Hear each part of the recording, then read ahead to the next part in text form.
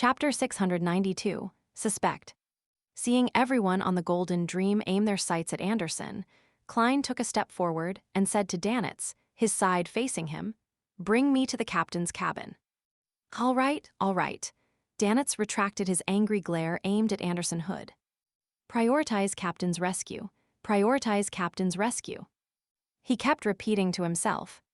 The Golden Dream first released a dinghy before lowering a gangway, allowing Klein to easily step onto the deck without using a charm. Anderson followed by his side, completely ignoring the glares of the Golden Dream's crew. With a smile, he strolled forward as he looked around, treating it as his own home. His mental fortitude is truly beyond remarkable.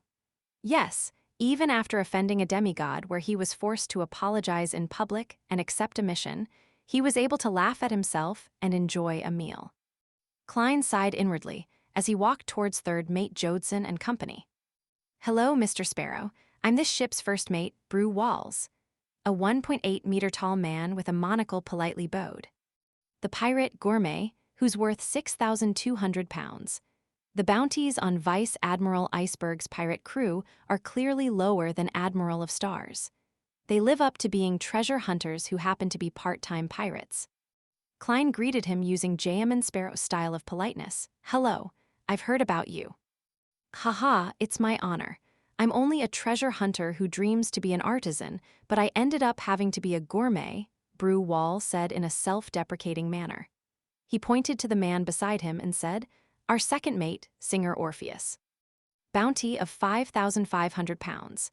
The Beyonders on the Golden Dream all have very odd nicknames. I didn't know that they were the subordinates of a pirate admiral. I would have definitely believed them to be a traveling crew who sing and enjoy good food while holding bonfires as they seek out legendary treasure. It's truly a beautiful life." Klein cast his gaze at Orpheus and nodded. The singer had deep sculpted outlines and a head of resplendent blonde hair.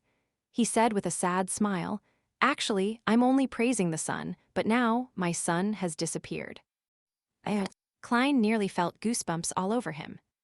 Tusk, as expected of someone from Intes, he speaks like he's singing. "What a pity I grew up in Seger in Lenberg and didn't pick up this ability," Anderson said with a chuckle. It wasn't clear if he was praising or degrading Orpheus. After all, half the blood flowing in his veins was Intes blood. Born in Seger and later studied in Lenberg. Yes, it was likely a church school. He's classmates with Vice Admiral Iceberg Edwina. Mr. Orpheus is definitely from the Sun Pathway, but he's unlikely to be from the Church of the Eternal Blazing Sun. From his bounty, he's likely a Sequence 6 notary. I almost forgot to inform Little Sun that I have his formula. I wonder what he will use in exchange this time. Klein turned towards Flowery Bow Tie Jodson and Beryl Daniels before Gourmet Brew Walls introduced. "We've met. Let's not waste any time." "All right."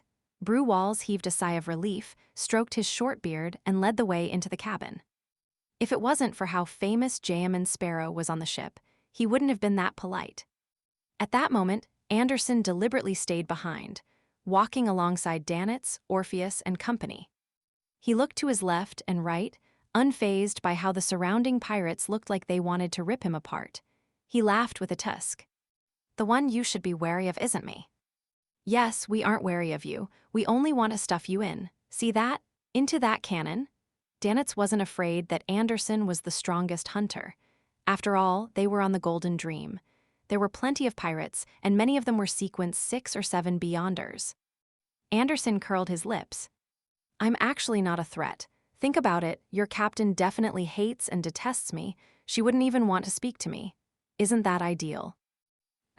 Danitz turned agape, but he didn't say a thing. He suddenly felt that what the pile of dogshit said made sense. The looks in the eyes of Orpheus, Jodson, and company also subconsciously turned gentle. Anderson chuckled as he looked at them. He said in a rather ethereal tone, "The person you should be wary about is J.M. Sparrow." "Why?" Danitz blurted out. "Although he's a madman that warrants the need to be wary of him, he's not an enemy at the moment." Danitz silently added. Anderson laughed. "I'm assuming that J.M. successfully finds your captain and rescues her, will your captain have fond feelings for him as a result? Besides, he looks pretty good." He has that cold and aloof aesthetic and is strong. He's at the level of a pirate admiral, and his background is especially mysterious. He's completely compatible. How is it possible? Danitz wished to retort, but he was momentarily at a loss for words. He felt increasingly more convinced that things weren't right. Orpheus and company had their expressions collapse bit by bit. They looked at Jayaman Sparrow's back with a newfound sense of wariness. Resolved, the provocation problem from before has been resolved. With a smile, Anderson walked into the cabin. When he arrived inside the captain's cabin, Klein first circled the room, which was nearly filled with bookshelves. On it were all kinds of books. The average captain's cabin is filled with racks of alcohol. He silently mumbled before walking straight to the desk by the window. According to Danitz's description, Edwina had vanished during her research. Therefore, finding traces of her research was Klein's goal. After he gathered enough information, he would head above the gray fog to divine the matter. At that moment, the desk was a mess with many things placed on it. There was white paper, a fountain pen, an ink bottle, a bronze dagger, and untidily stacked books. In the middle of the desk was a book made of goatskin. Its dark brown cover had the words Grossel's Travels written in ancient Fasak. Isn't this one of Vice Admiral Iceberg's collections? It has a mysterious origin and is suspected to be related to the Dragons and City of Miracles, Liveside. Edwina was studying this before she disappeared. Klein looked at the book and instinctively made a guess. Seeing Jayaman Sparrow study the ancient book, Danitz forced a smile and said, "There's nothing wrong with it. We have already inspected it." "Is that so? I seriously doubt your meticulousness." Since someone had flipped it and there weren't any obvious abnormalities with it, together with the fact that Klein determined that Danitz was saying the truth with his spiritual intuition, Klein reached out for it and asked, "Have you read Grossel's Travels?" Danitz shook his head. Brew Walls, Orpheus, Jodson, and company shook their heads as well. Their expressions seemed to say that their daily studies were tiring enough. They didn't wish to read any other books during their breaks. Swiping his fingertip across the yellowish-brown goatskin, Klein carefully and seriously read each page. Soon, he arrived at the spot where the pages were stuck together. From the corner of his eye, he saw what was written in it. That's not right." His gaze focused as he hurriedly flipped 2 pages back. He clearly remembered that his previous read stopped at Giant Grossel and his team preparing to challenge the Frost Dragon, the King of the North, in a head-on clash. There was nothing after that, but now there were 2 more pages. It also meant that the stuck pages had thinned, and the book had 2 more pages. The chapters came to a halt for 1,000 years before it was continued. These are the fruits of Vice Admiral Iceberg's research. This also led to her disappearance. As Klein lampooned, he frowned as he read the additional content. The 2 pages described a lost female pirate. She encountered the King of the North in a blizzard, and she was nearly killed. Only by using all her strength was she successful in escaping before meeting the main lead's team, who were here to challenge the Frost Dragon. There's the addition of a female pirate. Klein ruminated over this description as an idea suddenly came to him. Could she be Vice Admiral Iceberg Edwina? She entered the book and became a character in the story. With this idea in mind, Klein quickly realized certain problems.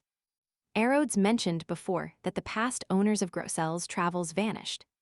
Grossel's Travels has a giant from the Dark Epic, which is also the second epic, an elf, an ascetic from the third or fourth epic, a Solomon Empire noble, and a fifth epic lone soldier. The times are extremely chaotic.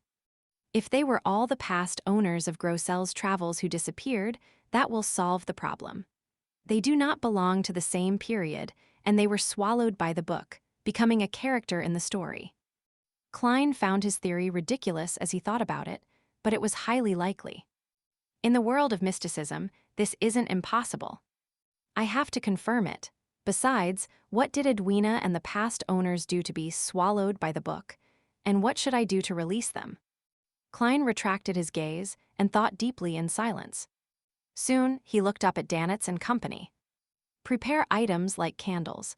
I will be praying for an answer from a secret existence. And that secret existence is myself." Klein added inwardly in jest.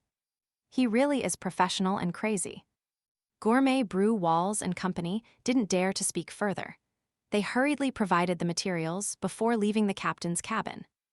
They didn't dare to watch such dangerous rituals unless Jayaman Sparrow requested them to do so. Inside the captain's cabin, Klein locked the door, closed the windows, and quickly set up the ritual. Then, he brought Grossel's travels above the gray fog. After placing the ancient book at the end of the long bronze table, he sat down and conjured a pen and paper. He then scribbled a divination statement. Edwina is in the story of this book.